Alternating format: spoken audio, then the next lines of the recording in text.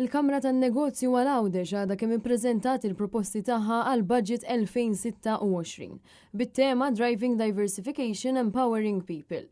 Proposti li l-Kamra ddiskrivithom bħala passi li jippromovu ekonomija aktar reżiljenti, kompetittiva u inklusiva għal Għawdex. Il-proposti qasmuhom f'ħames sezzjonijiet differenti u waħda mill-proposti tiffoka fuq it-titjib fl-infrastruttura tal-Port tal-Imġar permezz ta' reklamazzjoni tal-art flimkien ma' infrastruttura neċessarja għall-elettrifikazzjoni tal-flotta tal-Gozo Channel.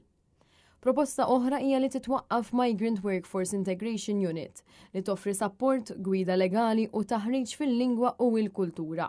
Tiġi introdotta skema ta' sapport li permezz tagħha l-intrapriżi żgħar Ċin jingħataw 3,000 fis-sena biex jgħinu l-impjegati tagħhom, għajnuna li tkun tista' tissarraf f'għajnuniet prattiċi ta' sosten lil ħaddiema.